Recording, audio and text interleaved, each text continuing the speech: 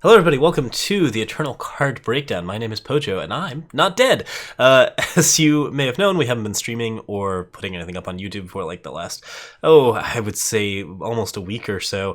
I have been down with the mother of all colds, and it's been just like a real bad time.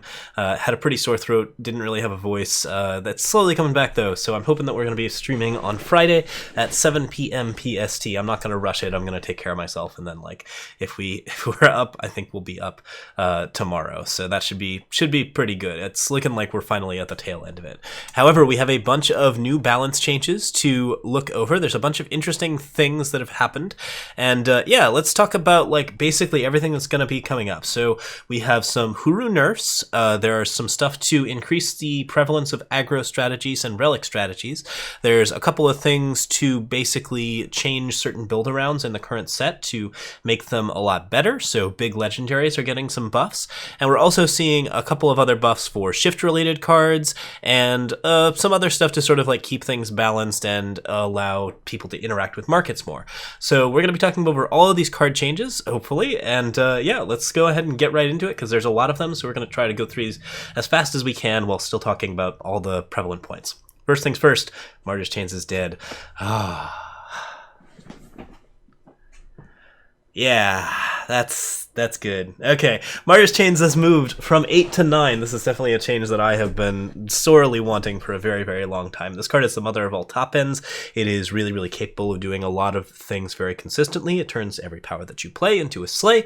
It also makes every unit that you play into a threat over time that has to be dealt with, which means that as long as you have the relic out and your opponent does not have relic destruction, it's just going to be a huge value engine that will generally win you the game. There are ways to outvalue Murderous Chains, but traditionally this card is an 8-drop that you play when you really want to go into like the very end game and start actually just beating your opponent on every single point of value that is possible. The only ways around it have always traditionally been to go under it or to like be more aggressive with it, and if you're playing control versus control, that has always been kind of a thing where like that Murderous Chains just really doesn't work out very well. At its new 9 cost, Murderous Chains is not terribly playable. It is still a card that has like that extreme mother of all top ends ability, which means that like it's appropriately costed because it is something that is at a very expensive level to play. But it also requires you to play a power on top of that, making this almost officially a 10 cost card, and then it also like means that you're not as consistently going to be able to get that empower when you're playing out Murderous Chains on the turn that you want it to. I think that those are both like really important changes to put this card in line with other control finishers, and I think that overall like I'm much in favor of this change. I don't really think that Murderous Chains needs to be nerfed any further than this. This is definitely the change that I was looking for, so I'm hoping that it really makes a positive impact on the meta, because this should really enable a lot of other control decks to have like a much happier time as a result of not having to basically just always duel with any deck that wants to just put Murderous Chains into their market and have to have like really specific answers to that, as well as a really specific plan to make sure that it doesn't happen. So yeah, like this is a really big deal. Like basically this is something that makes it much less viable as a solo market card in your smuggler setup, as well as something that's much less viable in like main decks like Chainbray or any of the cheaty decks that we built, any of the like interesting, like there are a lot of different places that you can put Murderous Chains, but basically like now that it's this much more expensive, like that actually does decrease its win rate quite a bit, and I think that's going to be a fairly important thing to note. Okay, next up we have Svetch's Sanctum. Svetch's Sanctum is the card that came out. It is gone from a 5 to a 6. This came out in our Dark Frontier, and of course this is the card that when you play a spell, you get an Emerald Incarnation with strength and health equal to its cost. 5 to 6, again, a very significant change. This card was really contributing to a lot of interesting unitless strategies, where people were basically just playing very big Hooru control decks, and they were just drawing a bunch of cards and then making like a bunch of units without actually having to back things up. It was generally doing what Treasury Gate does, but a lot better, because it played around spells and not around relic weapons, which are much more limited in their sort of setup. I think this is a really solid change. I've seen this deck around a lot, and I have to say it's pretty obnoxious, so I'm fairly happy to see it actually get like a significant nerf to its overall cost and setup. 6 is a much different number from 5. This makes it a much harder card to play. You can still do your interesting top end with Svetch's Sanctum, but I think that this contributes a lot to basically taking that card down overall. So the final thing that we have seen changed on Hooru is Corvette Palace and also Withstand. So Corvette Palace now says when you play a unit with 4 strength or more, it gets Aegis, as opposed to all of your units with 4 strength or more automatically having Endurance. That means that as a card, it does not immediately defend itself in a lot of the same ways that it previously did with other setups. The other thing that's important to note here is that Withstand now, instead of giving Aegis, gives Endurance. So you say +4/+4 and Endurance at a fast spell speed, meaning you can dodge a stun ability with it, but you can't dodge anything else with it. All you can do is basically set this up to make sure that your unit is a lot bigger, and then like generally a lot tougher. I would say that this makes Withstand a significantly worse card. This is a much worse trick at 5 than it was before. There are actually a lot of there's even a 4-cost card, I think, that gives +4/+4 in Endurance that has Warp. So this card is like really not that playable anymore as a regular fast spell. But on Corvette Palace, it's actually still pretty reasonable. You can at least give something Endurance and then like set yourself up to defend your Corvette Palace with the single unit that you have on board. That unit can now die to removal, allowing your opponent to expose Corvette Palace and attack in with a pile of units, but basically that's the idea behind the nerf, is to give people more interesting ways to actually interact with Corvette Palace and give you a way to deal with that card in a way that is particularly strong. I think that for my money, this is the strongest sight currently in existence, and honestly, this change might not actually change that. It is still going to be a very aggressive and very powerful card that can give you a lot of benefits, and the Wisdom of the Elder ability is just really good. So like basically, if you can actually get units down and then play Corvette Palace, you've still got a pretty good chance of doing some pretty crazy things. But now people have a lot more ways to interact with it, and therefore like you're actually going to have a lot of ways to actually deal with A, the units that are coming out of Corvette Palace, but also B, to actually deal with Corvette Palace yourself when your board is full and their board is only half full. So that's something that actually allows you just so many more interesting interaction points. I have to say this is like a stellar nerf. It's really a good change, and I don't think it completely degrades the power of Corvette Palace, but it does really increase the interaction with the card, which is just really important for making sure that you have a stable win rate against Hooru, and that if you're actually planning to match up against this deck and you're specifically trying to beat this deck, you do have ways to actively do that and cards that you can put into your deck that actually change that. So yeah, this is a really good change, and I'm super down with it. So yeah, that's good stuff. Next up, let's talk about the nerfs. We have 3 nerfs to a couple of different cards, the biggest one of which is Vicious Highwayman.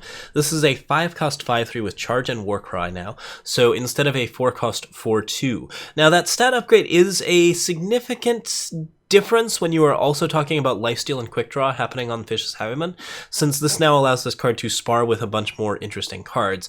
I would say that overall, like a 5-cost 5/3 charge is actually not that bad. Obviously, this card is going to be competing with cards like the 4/4 Eclipse Dragon, but overall, this might be something that you can still play in Stonescar just because of that lifesteal ability, allowing you to go into a more mid-range Stonescar style and actually do some interesting active things.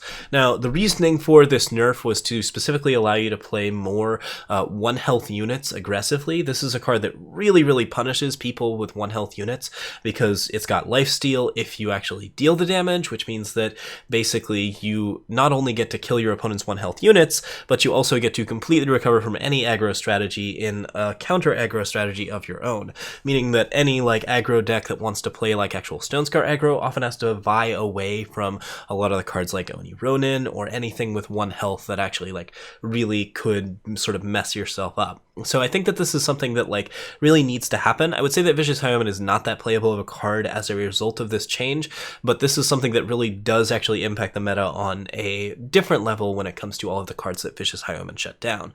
So you should feel a lot happier about running 1 health units. You could even bring back some of the more interesting 1 health units that can actually do other things, like for example Blind Storyteller or other types of nonsense. Basically look at things that have 1 health.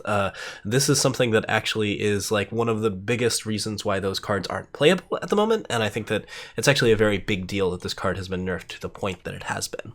Amaran Stinger has gone down from a 2/4 to a 2/3. So instead of being just like a really, really viable card that you can play down on 3 that will almost never be killed and will usually get its Scorpion Traps unless your opponent is already on the defensive, now it's a card that's more likely to get its Scorpion Traps, still pretty likely to get its Scorpion Traps, but also is a lot more killable and a lot less capable of like playing defense until those Scorpions come out. You can easily torch it, which means that it's actually dealable if you are basically playing like a bunch of aggressive cards and sort of expecting Stinger to come out. You no longer have to play like 2 health units or 3 health units or anything with like a lot of extra toughness to make sure that you can block this card. And yeah, I think this card is still pretty viable overall, but the ability to be torched really does sort of damage its ability to counter aggro and basically set up against like some of the more aggressive decks. So as a result, aggro decks are a lot more likely to be able to run like good 2 health units and good 1 health units and not have to trade as much with Amara and Stinger, and can actually be a little bit happier about that. So yeah, like the overall plan here is to like make those sort of like aggressive tools a little bit more open, and I think this is something that really does need to change. I like that they didn't change the infiltrate. The 5 Scorpion Traps was always a lot, and there's still a lot of value in actually playing Amara and Stinger, but yeah, this seems like something where if you are playing Amara and Stinger and you get the charge, you're still super happy with it. If you don't get the charge, this card is now below rate, which means that there's a lot of weakness and vulnerability to it, and that's something that I'm always interested to see because that increases the amount of choices that you get to make. So we've got kind of a high risk, high reward card as a result, and yeah, I'm super down with that. Finally, we have a nerf to Boar. These are both campaign cards, by the way. Both Boar and I believe Corvette Palace were nerfed. So if you bought the campaigns, you now get like a additional 1,250 gold plus another 1,250 if you upgraded your campaign. So there's a little bit of an extra juice to that if you actually did have the campaign. And yeah, it turns out they are perfectly willing to nerf campaign cards, which they've always said that they were, but glad to see it. So Boar is one of the ones I'm most excited about, just because it means that like basically of all of the different fire cards, this is something where it might actually increase the amount of diversity in the meta of fire cards that destroy attachments. There's a lot of different attachment destruction cards, but Boar has always stood out as the premier market card. So you basically had to stick one of these in your market, and then you were generally set on attachment decks, because it was such a powerful effect that if your opponents ever ran like any sort of major relic-based strategy, you could always just pick the Boar out at the appropriate time, devastate your opponent with it, and then like even if they managed to recover, that's such a swing that it never really mattered if they were able to like get more relics back, because you just got so much value out of Boar in that one time. So now creating and drawing a copy of Boar increases the cost of the Boar by 1, which was a user suggested nerf as I recall, but yeah, seems like a perfectly reasonable one. So this is something that will still allow Boar to be a pretty ridiculous swing, although it'll take most of the turn and it won't be able to kill probably more than 2 to 3 relics at a time, which is fairly useful. I would say that like this is something that allows people to start playing some cool decks like Mask of Torment and Crown again, and actually like there are ways that you can actually now recover a little bit and get some of your extra stuff back, and I think that's really a lot more interesting. Like I'm not sure if those decks are actually going to be that much increased, but like I'm more interested in seeing a lot of the other like red attachment destructions you play, and I'm also really interested in seeing a lot of attachment based decks come back and start fiddling around and doing some interesting things. Perhaps there are some cool attachment based decks that can actually like really take advantage of the meta now, and that should be really fun to see. But we'll see exactly how well this this changes the meta. I think this is a good change overall and should encourage relic based strategies in a pretty big way, but we'll see exactly how much of a difference it makes. I'm certainly not expecting Crown to come back in any major way, but I am really excited about actually playing Crown decks again and not having to worry about my opponent having a Boar in the meta every single time, because that definitely seemed like it was a pretty consistent possibility, and it just made playing Crown decks not feel very fun, which is always a bummer, because Crown is one of the most fun decks you can play. It's just always been a delightful one, especially for new players to figure out and fight around with. Okay. So we're going to take a short break here to recover our voice, and then we're going to come back with the rest of them. Alright, next up we have some shift buffs, both for ranked and for draft. Adolescent Deathjaw has gone from shift 4 to shift 3. That seems like a perfectly reasonable change. I don't know why this card was ever shift 4. It was really mediocre attachment destruction, or like ways to get weapons off of things, and like you could do like a couple of interesting things with it, but overall like this was a card that you played as a 3-2 for 2 and you almost never shifted it. So yeah, I think this is a reasonable change because it does actually allow you to shift Deathjaw to get yourself some unblockable damage and actually activate some shift abilities. So it's still a pretty mediocre shift card. I don't see this seeing any play in anything other than draft, but nonetheless it's pretty cool. Crooked Alley Guide. Now this one surprised me. It's actually a very powerful change. Crooked Alley Guide has gone from a shift 1 3-2 to a shift 1 3-3, and yeah, I like this card a lot in Shadow. I think it's one of the strongest draft or limited shift cards, and I think that this is a change that makes it not only ranked viable but also like a crazy power point to Shadow if you're playing shift-based decks. Like, this is a card that was already pretty good for being fairly aggressive and good at doing some damage. The shift ability made it pretty cost efficient, even though it came out a little bit late and didn't really do a lot of the same aggression that you'd often see out of other things, but because you could use other cards like Death Ripple or any sort of like interesting buffs and strange stuff based around like actually utilizing your shift turn to make Crooked Alley Guide into a pretty aggressive strat, I think that this card is like a really, really crazy card at this point. Like, this is just like a really interesting buff and definitely gives Shadow probably the most aggressive of the shift 1 cards. There's still the 3-4 Reckless, which is really, really nice, but I think this card's overall stat line combined with the lack of Reckless means that you can use this a lot more effectively and do some pretty cool things with it. Expedition Leader, the card that gives you a draw 2 for every shift card that you get, now comes out at 2 instead of at 3, meaning that for a 1-1 it's a little bit better statted. This card can't die to Vicious Highwayman anymore, so I can actually see this card seeing play in a shift-based ranked deck, and it could really well enable that kind of setup. Like, basically there are lots of ways to kill 1 health units for sure. This is still super vulnerable and everything, but like, it's so cheap to play, it seems like it's really reasonable to put it into a big pile of shift cards, and also seems like a good card to pick up in draft if you want to just signal shift and play shift very, very hard in as many different ways as you can. So yeah, super, super fun and definitely should do some pretty crazy stuff. Tantrum has gone from 3 to 2, so that puts it in the same vein as the 2-cost... Oh, I actually forgot the name of this card. It's the one that when there's a Grenadin in your void, it deals 2 damage, but then it deals 4 if there's a Grenadin in your void. Yeah, but now this one has double damage and overwhelm if you have a shifted unit, which actually makes it one of the most aggressive red cards that I've seen in terms of damage spells. Like, this is literally 4 damage every time that you have a shifted unit, which if you're playing shift aggro, that's really, really powerful. 4 damage overwhelm will kill any 1 health unit and also deal an additional 3 over to your opponent's face, which is crazy stuff. Like, overwhelm and double damage this high into the setup is pretty hard to do, and like if you're playing like a shift deck in say blue and red with the spell damage bonuses, then this is like the premier removal that you can have for like basically messing up your opponent's stuff and also spilling over extra damage to sort of put your opponent within reach of lethal through your unblockable damage. So yeah, I'd say that really adds a lot to shift-based aggro. So between that and Expedition Leader, I think there's some real ranked shift-based strategies out on the field now, and that's something that's pretty interesting and worth looking at. Also, this card is just crazy and limited. I'm super down with this change as far as like actually making the card very, very playable removal, which you can do some cool stuff.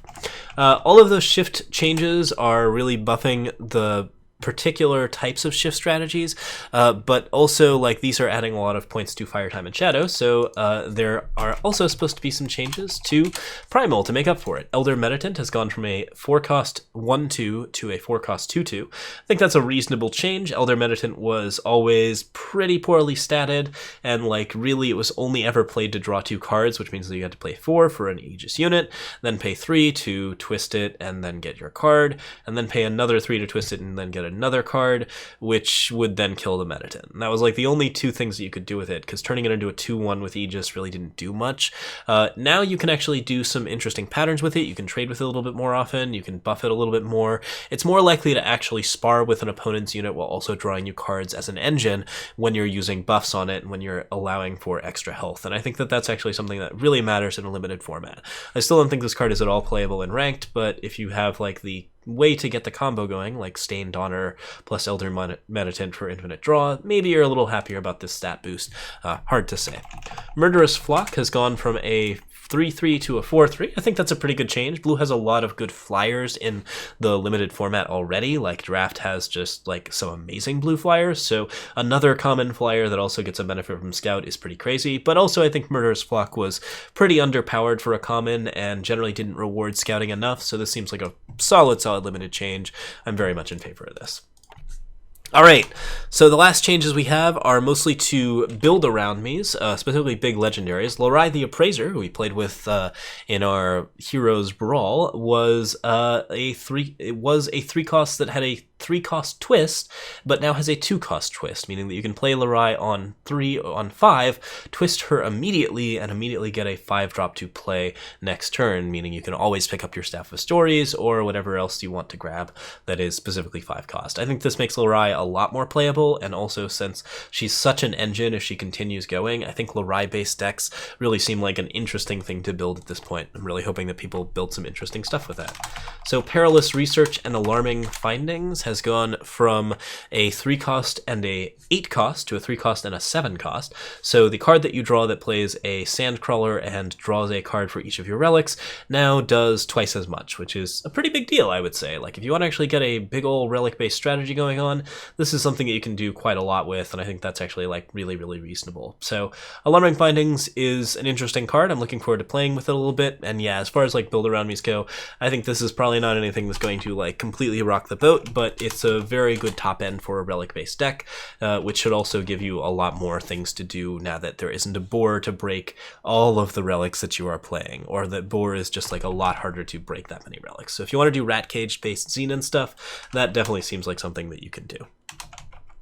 All right, Taz Move It Forbidden. I don't actually have one of these cards, but now says that whenever one of your units dies, instead of just whenever your units dies. That means that Tazbu is a deadly warp card that whenever it is killed draws you a card, which is pretty ridiculous value. This might actually be one of the more powerful warp cards in the quintet at this point.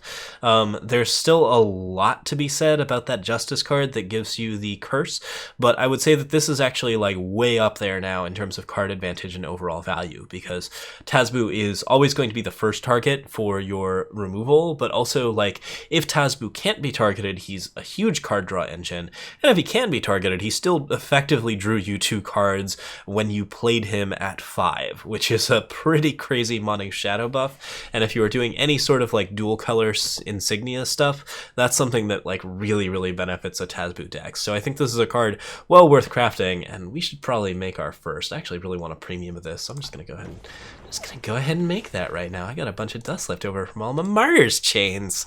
All right, Zuma Can The Surveyor. So Zuma Can The Surveyor is a 7/7 with ambush and warp. It was a 6/6, so the change overall has just increased stat line by 1 extra. I think that's a big deal overall. This card was always intended to be sort of a mid-range stompy, and now it can ambush literally anything and always get away with it. So I would say that that is much more likely to give that card an extra card worth of value, which is what you really want out of basically all of your warp cards. This puts this card a little bit more squarely in the top end of the 5. I would say that it is reasonably valuable, probably maybe even a little bit more valuable than Rost, although Rost is kind of this consistency to him that really favors a particular deck strategy, while Zuma Can is take it or leave it in a mono time deck. I would say that it's still a very, very good card, and like the overall stat line is now like a really, really big deal, because what really matters for Zuma Can is how big Zuma Can is. So like, yeah, this is a card that trades with basically any 6/6 unit and can also like ambush things like, well, the old Predatory Carnosaur, but any 6/6 that's attacking like a Heart of the Vault or something along those lines. Zuma Can just pop out, murder it, and play an Explorer, which is super big deal. Yeah, I'm interested in seeing some like Mysterium Orb Sentinels with Zuma Can The Surveyor and Praxis Insignia. That's the sort of deck that I think this thing belongs in, but like overall, I don't think it's going to make a huge impact on the meta as much as like Tazbu is. Tazbu really changes things around. Zuma Can is just like, it's not as deck defining, but it is a very good build around. So if you want to do some interesting Explorer stuff, there's definitely some neat stuff there. And we have a final set of buffs aimed on increasing interaction with markets. Bam Sneaky Peeky went from shift 4 to shift 3. Olive had some trouble with this card, as I recall, in our Heroes Brawl, specifically because the shift ability was so expensive and there wasn't like really a lot of things that were happening on 4. There was just better Yetis to play on 4 for the most part. Now when you actually shift the card early, you get to do some pretty cool things, and then you get to do some cool things to the market, and then you get the Bam later with the free Yeti Spy, as well as more free Yeti Spies, assuming that Bam can continue to attack. So yeah, it seems like a pretty reasonable way to encourage Bam to actually shift, which I think is a very good thing, and also means that you are interacting with your opponent's market, messing up their cards a little bit, maybe screwing with their boars. You can actually do this in like a crown deck to mess up your opponent's boars.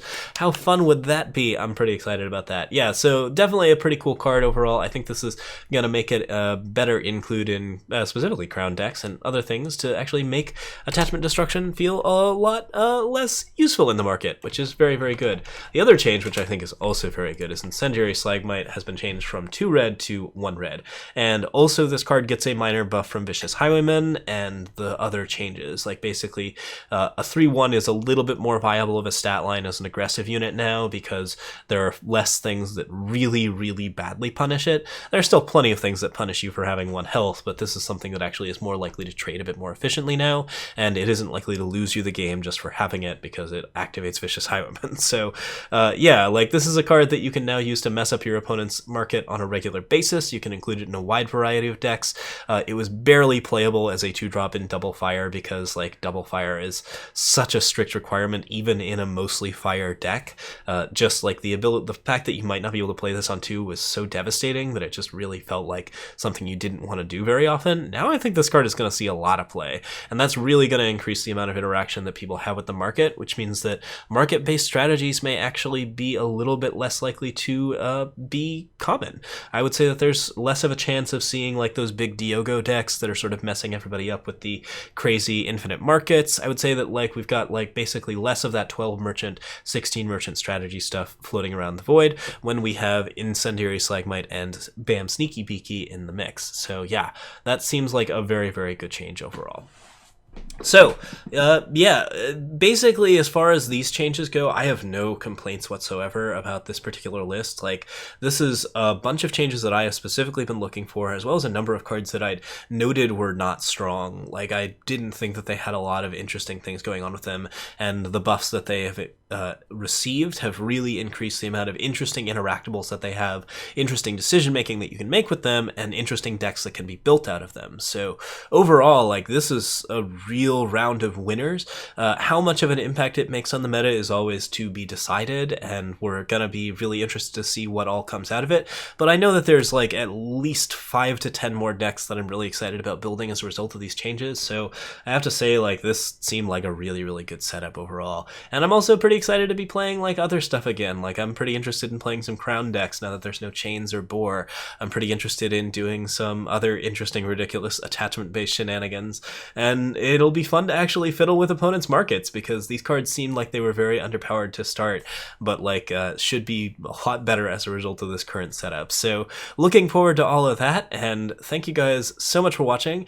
I will be back hopefully tomorrow as soon as my actual throat is better. Thank you once again, and I will see you all next time. Thanks so much. Cheers.